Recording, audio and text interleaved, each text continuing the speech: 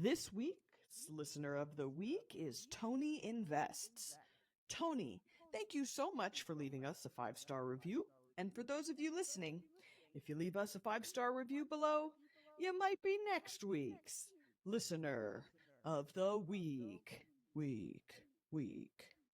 This week on Commercial Real Estate Secrets, we have Dr. Sangani. Dr. Sangani is the founder of Encore Enterprises. Doctor, thank you for being on the show today. My pleasure. Doctor, so you've had a very, very interesting journey into commercial real estate. Tell us a bit about who you are, how you started, and what brought you into the business. The story is very simple. Yeah, and there is a qualifier that I must give ahead of time because my daughter always says, Dad, your story is so boring, you will put people to sleep. So I'm just putting this qualifier out. It's a very straightforward, simple story. I was born in India and became a physician, a cardiologist to be complete. I came to this country, had all my training in Columbus, Ohio, then started my practice, and with a lot of hard work and God's grace and great support from the community, it turned out to be one of the largest practices for cardiology in the entire country. We were in the 99th percentile in the whole country, sitting in a small town, Gulfport, Mississippi, and we developed that practice with a total of 70,000 patients at the peak, and the population of the town was 100,000. So you can imagine everybody and their brother became our patient, and it was a great journey at that point. And at that point, I realized that only being a cardiologist can only go so far when you work 24 hours a day. And I come from a business background family. So business was built in my blood. In fact, if you go on the website, you can actually see a video on me showing or saying business is in my blood. So we started doing the business, and that's how the commercial real estate developed. And ultimately, we were very fortunate to develop a multi-billion-dollar asset company, and that's where we are today. So tell us a bit about your, you very casually said a multi-billion-dollar asset company. Tell us a bit about Encore Enterprises, and don't be shy. We'd like to, give people the credit where credit is due in their successes. Well, thank you for saying that, but there is really not. Again, I'm telling you, just like my story, which is, I believe, or my daughter believes is boring, the real estate story is equally boring. We just had the first real estate deal I did was 1991. So unofficially, Encore Enterprise was born in 1991. Officially, then Encore Enterprise was born in 1997, 1998, where the actual officialization of the company was done. And I always like to do things in a perfection mode. So before even I had my first deal, I had $1.5 million payroll because I wanted to do it right. And then it started getting into this field. And first we started as a hotel company, and we started acquiring hotels, building hotels, and that was a successful drive. Unfortunately, in 2005, Katrina hit very badly, especially Mississippi, where our headquarters was. It was a terrible situation. In fact, we had about 87 corporate employees in the company at that time, and across the nation, we had about 2,000 employees at that time. Today, we have roughly around 4,000 employees just before we exited out of one of our ventures. So it was a pretty significant size company at that time, but the corporate 87 people who were in Gulfport, Mississippi during Katrina, 35 of those lost somewhere between 5% to 95% of their belongings, their houses. And one of them was me.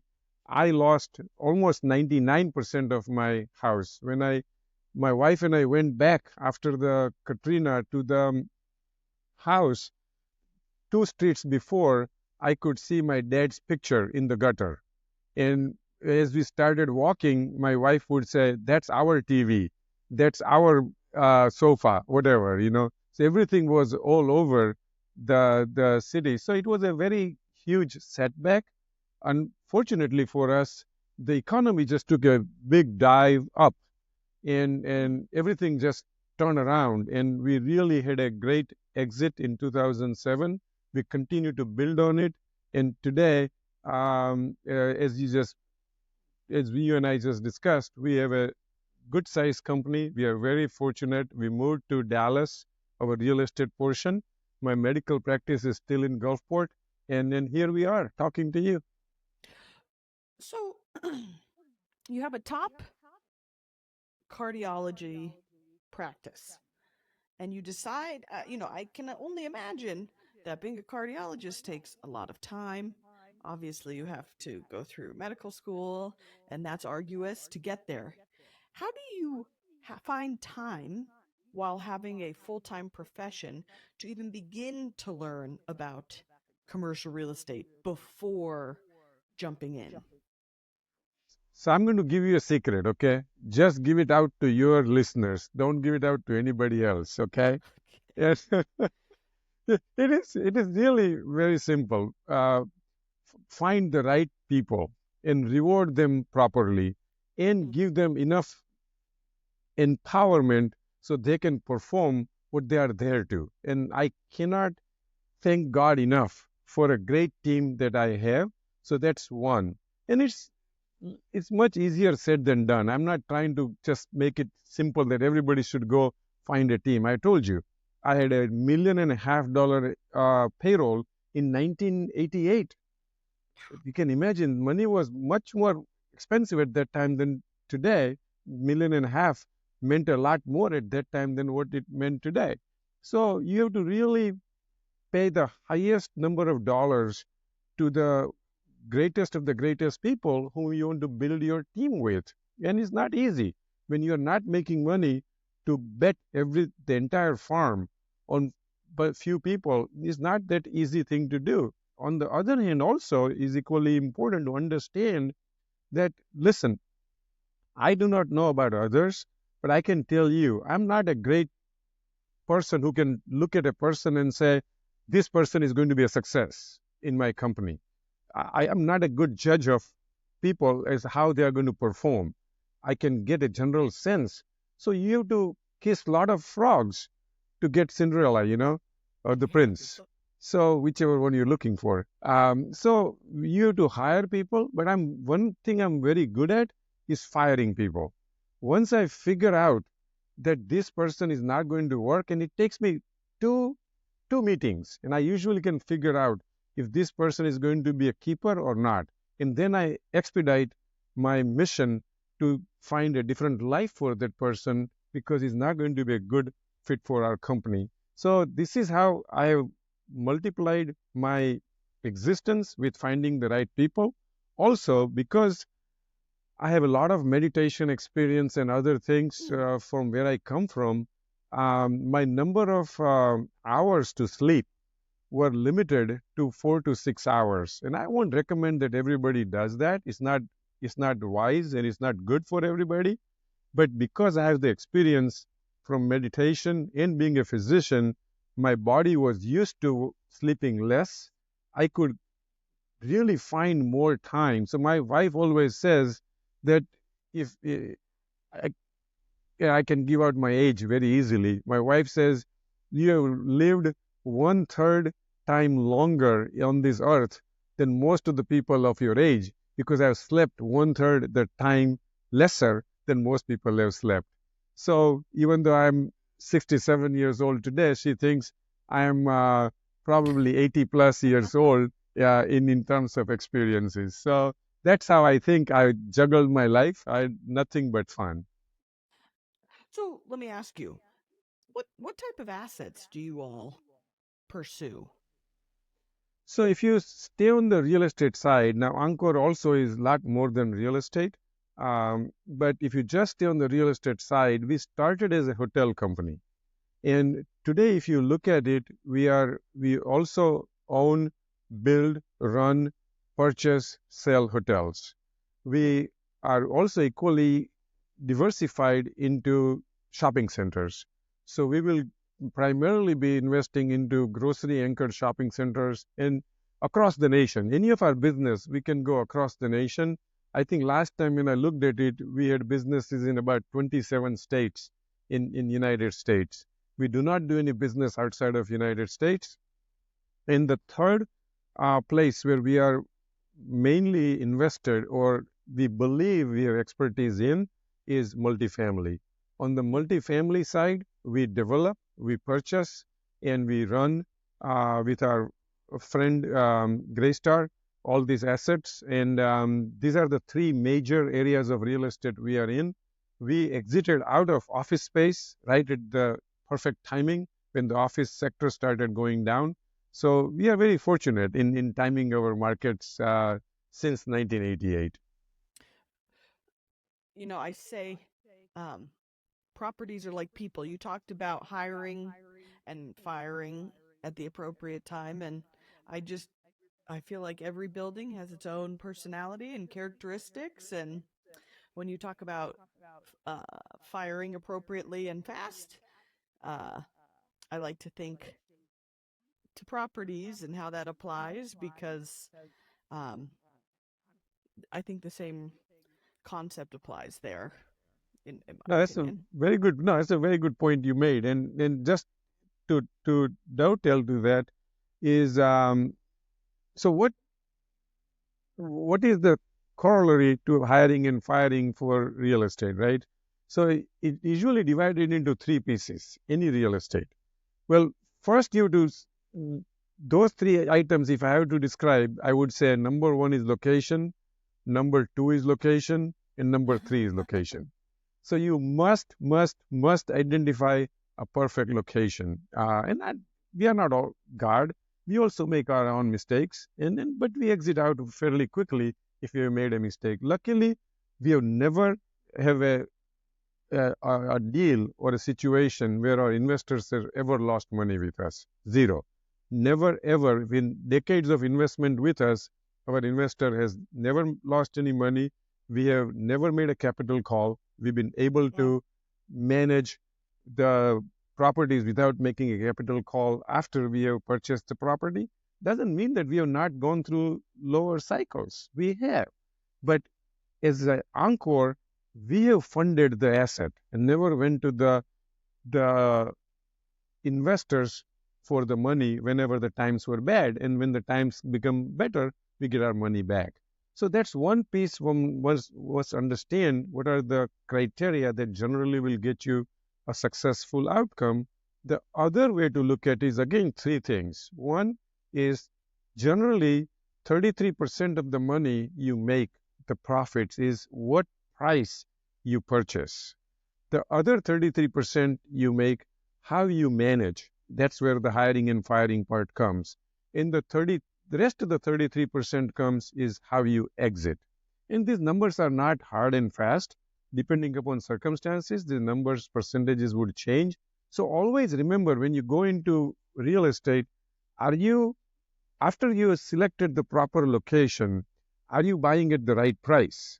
Number two, do you have the right group of people who is going to run that project? And number three, are you selling at the right time? I hope I gave you a little bit of insight of our success, whatever little success we have accomplished so far.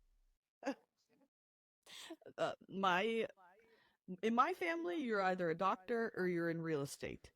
Um, my brother-in-law is an orthopedic surgeon, and he's been in for, including his residency, he's probably hitting about 20 years, and so he's finally hit his stride. And I always joke with him if he's ready to start working in commercial real estate with me, because it I always see it as much more simple than dealing with life and death and surgery and just anything medical. It's they're both unbelievable industries that my mom was a doctor growing up. My dad was in real estate, and I resonated so much with the real estate that took I took that road clearly. Oh, So wow. What a great story. we're very fortunate. Um, so how do you mitigate? Well, I suppose you answered this, but I'm going to give you another shot to answer it. How do you mitigate your risk when you're buying these assets to make sure that you do right by your investors? So, first and the foremost thing about success into this is you first should believe that you are nothing special. Most of the times people think they know it all, they are Yeah. expert, and they try to fight what the world is going towards. And anytime you try to do that, you fail. Hmm. Most of the time. Some people are very successful, either by sheer energy, by genetics, by power, whatever you want to call it. I'm not that person. As I told you before, I'm an average or slightly, maybe minor, slightly above average individual. And then that's how, when I think the same way. And it keeps your feet grounded on the earth. So don't try to create something unique that nobody else has thought of or done, because if you have thought of it, somebody most likely has thought of it somehow. So stay within the parameters, and if you stay within the parameters, you usually would win. The second reason second way how can mitigate risk is always remember real estate is a cycle. So it will have higher number and a lower number. And usually these cycles last somewhere between 5 to 10 years, each cycle. So let's take an average of 7 years, okay? Then if you miss a cycle, don't sweat. We all miss cycles. It's perfectly fine. The only thing you must know is you must have deep pockets. When the cycle is down, you should be able to stay in the business till the cycle goes up. It's not that as of yesterday, we were just looking, and not because I was coming on this call, but we have to report these numbers to our public company. So we are invested right now in 100 different deals. And I don't think at any given time we have had less than dozens and dozens of the deals at the same time. Now, it doesn't mean that I exit out of all the 100 deals in a perfect scenario. But what happens is when the down cycle starts, we have enough of a deep pockets to survive through the downside. So to mitigate risk, you must have enough capital put away so you can support yourself during the downtime. In the last part, as I just mentioned, you should have a great team. You should always find the right location. And with enough capital, I think you can come out of this just fine. And that's how you mitigate risk. Smart. What advice would you give to a first-time investor looking to buy commercial real estate? That's a very tough question. It should be divided into two pieces. It's just like going to casino. If you are just going for entertainment purpose, that's fine. Go play $5, $2, $10, and just have fun and lose that money, and you'll be fine. So similarly, in real estate also, if you just want to have entertainment, no problem. Go buy anything you want with the amount of money that if you lose, you will not cry over it. Okay. But if you really want to do real estate investment, you better not take it as a part-time job. The most important part is real estate truly is a mixture of art and science. And unless you understand that, do not try to venture into it without going with the right group of people to it. So that's number one. Number two is don't try to make it as a part-time hobby. You must have enough number of hours in the day to monitor your investments. And if you don't have time, this is not the business for you. And number three is capital. Do not try to go with a very, very tight wallet which is empty the moment you put the last gallon in the car of gas, then you are not really ready to do real estate investment. You must have a deeper pockets, be ready for the worst case scenario. And if the worst case scenario you can go through regardless of the situation, then you are ready for real estate investment. So these are the three things I would strongly recommend for people to think about, talk about before adapting real estate as a true profession. It's very unfortunate that anybody and their brother can do real estate without proper license and all those things. It's a very complex business. And we make fun out of it by saying you don't need a license to do real estate, just go invest. And that's where you hear all these catastrophic stories, which we are trying to avoid happening. And if somebody follows these 2 or 3 common sense items, I'm telling you, I'm telling you, Aviva, this would be a greatest favor we would have done to your listeners by protecting them from doing things that they should not be doing. Sure. Hey, it's about the long game. It's not a what do I say? It's not rocket science, but it's like you said, if you're not willing to devote real time and energy, and ethics and really wanting to do good by yourself and and others into your practice, it's not for you. And we see the bad actors and we hear of the bad actors. Thankfully, there's more good actors, I'd like to think, than bad actors, but it's a long-term perspective.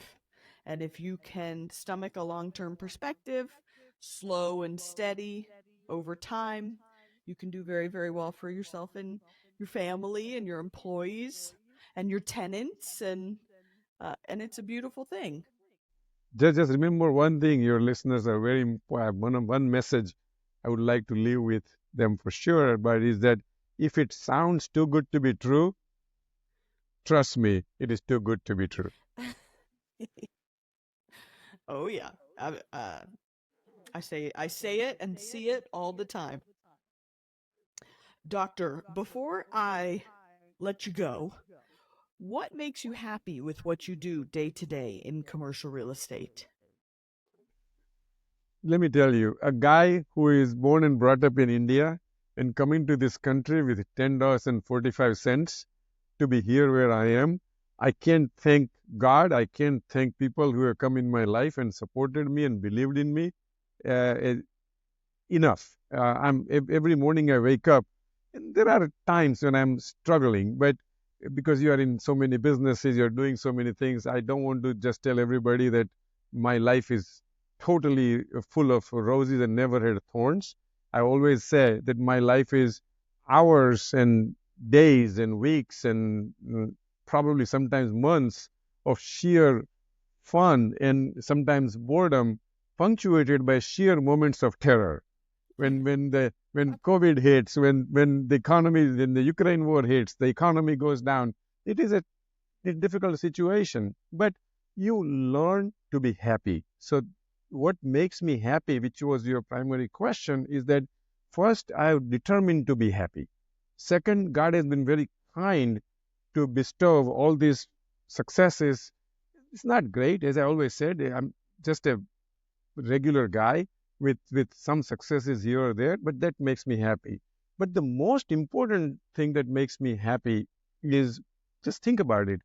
How many people in this world are in a position where I am? Just, Aviva, just think about, people have given their lives in my hands. As a cardiologist, I operate on them, and they can literally die under my care. That means they trusted me. 70,000 people trusted their lives in my hand. How much great accomplishment, just what people have bestowed on you, right? And now you take it further. Now all doctors have that. I'm not anything special like that. But now you take a doctor, I cannot tell you how many people who have taken the last dollar in their bank and have given it to my company, Encore Enterprise and Ignite Investment, and say, here, I trust you. I'm giving you my last dollars. So I feel very privileged. The people have given their life in my hand. People have given their last dollar that they have in my hand. The two biggest possession of people's life. They have trusted me with this, and that makes my life worth living. Hey, there's no greater compliment than your financial livelihood, giving your financial livelihood or your true medical livelihood, your heart. So, doctor, are there any, for those of you listening, we will have doctor's contact information in the show notes. So head on down to the show notes and you'll see how to get a hold, find, follow the doctor. Before we part, Doc, is there anything that you wanted to leave the listeners with besides that awesome answer that you just had? Well, thank you very much, Aviva. I congratulate you. You're doing a great job for the society. And I wish you continue this for many, many decades to come. You are a lot younger than me, so there's not an issue at all in my mind. So that's the first thing. I want to make sure that please keep serving the community. You're doing a great job. As far as my message to people comes, is very simple. Listen, if you have any interest in real estate investment, we are here for you. Ignite Investment is here from you. Encore Enterprise is here for you. Nobody has ever lost money so far whenever they've invested in our company, and we have never made capital call as of today. I cannot guarantee the future, but the notes will have the way to contact me. The bigger mission I have besides real estate is to actually find a purpose of life. And I don't want to take too much time on this because that's not our subject today. But if you are interested to know more about my mission in life, then I would really invite all of you to go to my personal website. My business website is www.encoreenterprises.com and igniteinvestments.com. But my personal website is www.bharatsangani.com. And that's where you will see my mission and what is the purpose of life, which is happiness, which you alluded to. I have a lot of things to say about happiness and how to get there. So listen, thanks again for inviting me, and I hope I brought some value to your listeners. Thank you, Doctor. I have no doubt that our listeners definitely got value from this episode. And for everybody listening, we'll see you next week. Thank you. Thank you, Doc.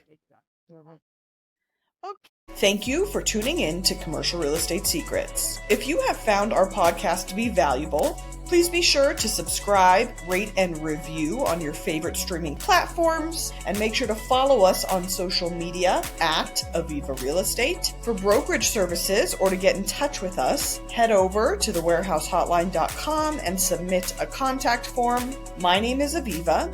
This is Commercial Real Estate Secrets. We'll see you next week.